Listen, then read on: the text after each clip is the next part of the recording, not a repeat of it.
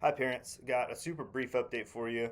As far as events go, I'm just going to be kind of a broken record this week and next week and maybe the week after.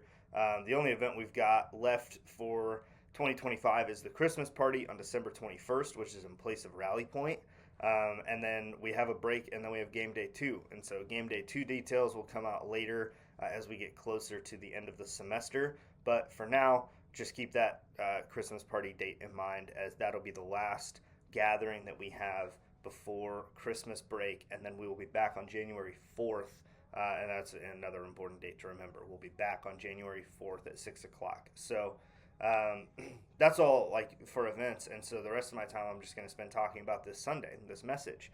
Um, so we're continuing our spirit on our series on the Holy Spirit, and we're in week 3 now. So we've talked already about the indwelling of the Holy Spirit.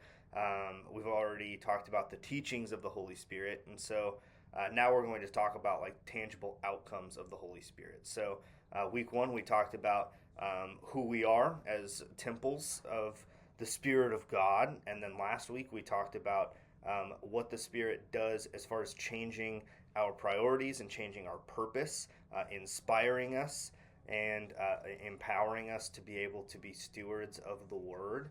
And now this week we're going to talk about our own personal transformation. And so this is going to be of tangible benefit for us, and what it means for our actions. And so we'll primarily stake out in Romans chapter 8, but then we'll hop around. We'll hit Romans 12, Philippians 4, and Galatians 5, talking in 3 movements about what is going to happen to us, and not necessarily for us, though it is for us, because it's all good things. So in movement 1, we're going to be just in Romans 8 and 12, talking about the transformation of our mind.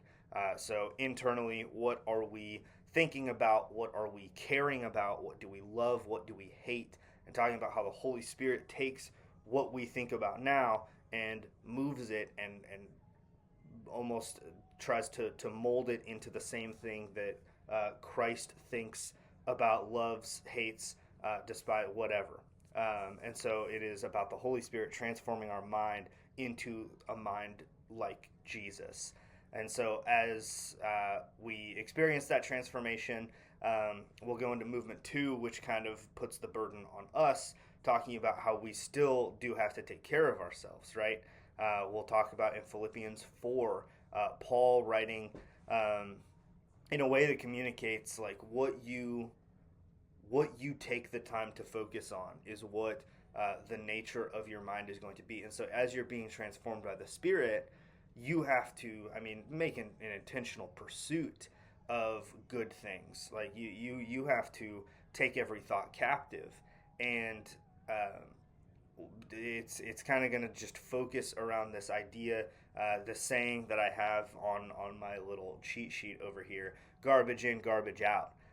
Whatever you put into your mind, your body, and your spirit is what will come out in your words, in your thoughts, and in your actions. And so we have to be careful to take care of ourselves by the power of the Spirit, and focus and meditate on good things.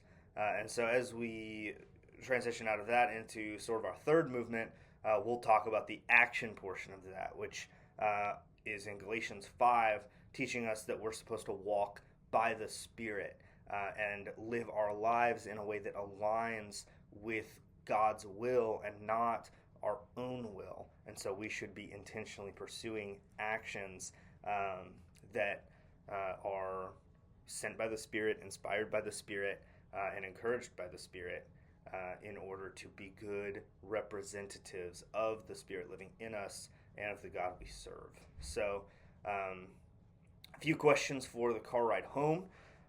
First, are you walking by the flesh or by the Spirit?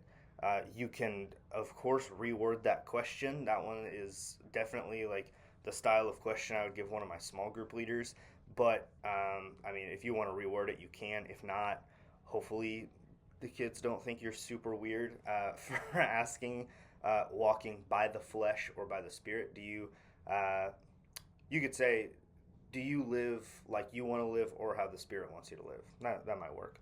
And then question number 2, is your mind filled with worldly things, or do you decide to think about the things that are true, noble, right, pure, lovely, and admirable? Those are 2 questions you can ask on the car ride home or around the dinner table this week after this message. And so, with that, if you have any questions, you can reach out. You can hit me at my email right here.